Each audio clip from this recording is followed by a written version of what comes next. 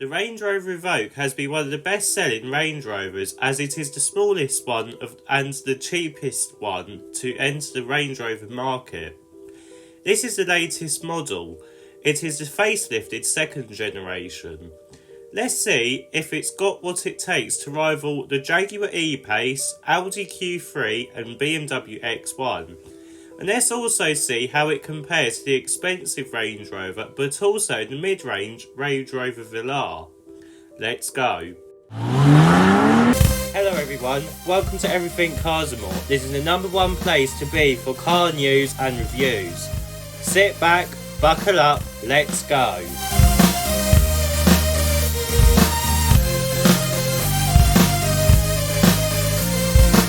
So, what's new for this facelifted Range Rover Evoque? Well, we get an updated grille with the same mesh pattern as the bigger Range Rover. There is also an update to the current design language. This is to make the Evoque look more like the new facelifted Velar and Sport. This means we get a new set of headlights with a slightly different daytime running light graphic in them, but if you didn't know what the old design looks like, then you may not notice the change. We get better matrix headlights than before too. The bumper design is the same as before, and this means we get a decent central air vent and some sporty looking side vents. Moving around to the side, and we get some new trim panels just below the door mirror, as well as some new wheel and colour options. We still get the pop out door handles and sporty styling as before though. Moving around to the back, and the changes are very similar as to the front of the car. We get a new set of taillights that now mimic the Range Rover Sport and facelifted Velar. They now have this one U design rather than the double U design. The Land Rover badge has also been removed from the back as the Land Rover name is not the main brand anymore.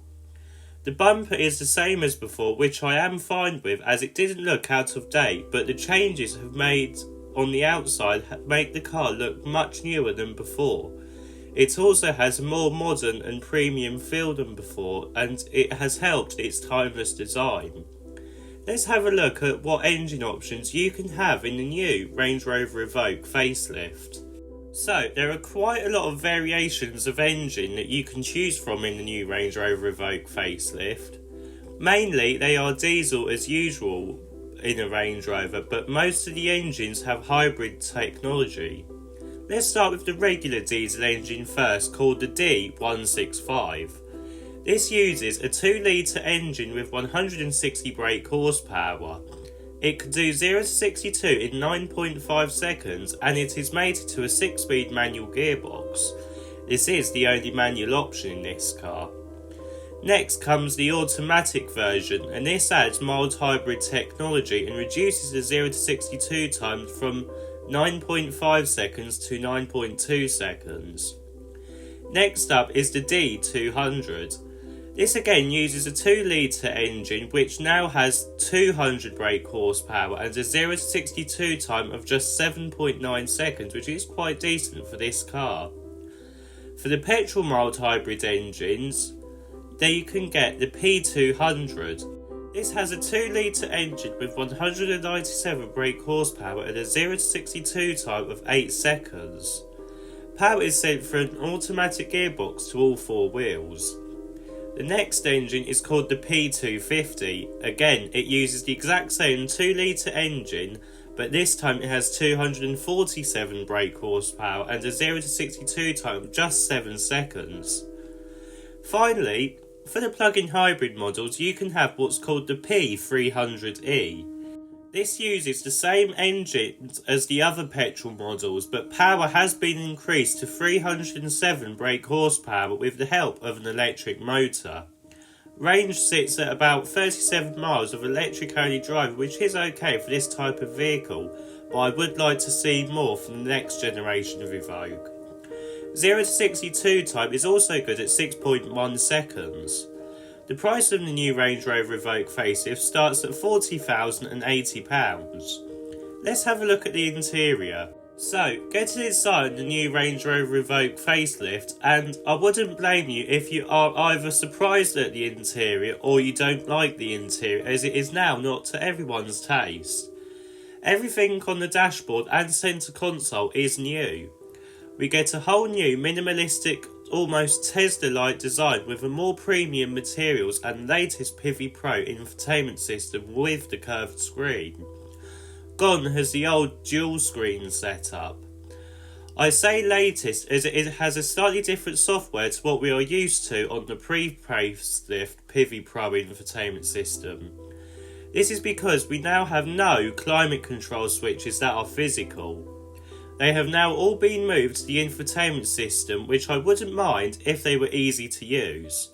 The way that it is implemented on this infotainment system just feels like an afterthought, and if you want to change the temperature, you have to click on the temperature icon and then adjust it.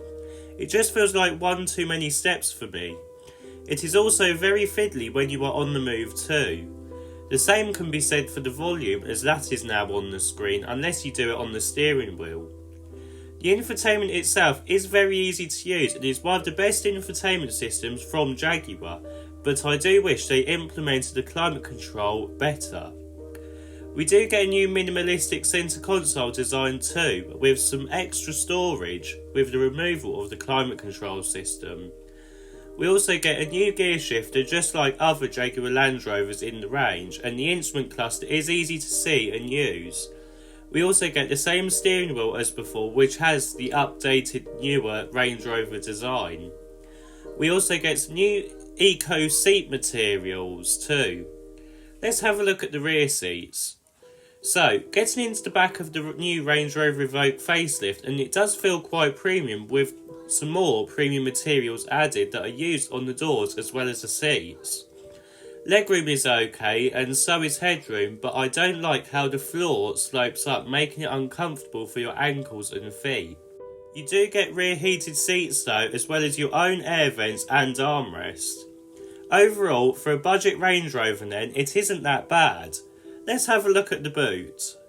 So, opening the boot, and you are welcomed with 591 litres of boot space. Now, this may seem a lot for this type of car, but that is because Range Rover measure their boots differently from everyone else. They measure their boot size with the parcel shelf cover removed. If you go for the plug-in hybrid model, then the boot size does reduce to 471 litres. Folding the seats down and you get 1,383 litres, which isn't bad for this size of car. So, in summary then, what do I think of the new Range Rover Evoque facelift? Well, in terms of looks, it does look more modern than before, which I do like. It does also feel like a budget Range Rover or a lower end Range Rover Sport, which to be honest is a good thing. Is it better than its rivals though? Well, it is definitely more premium and it has a more classical and timeless design over those models. But it is slightly more expensive than those models and it may cost more to run over the years, especially if you live in London.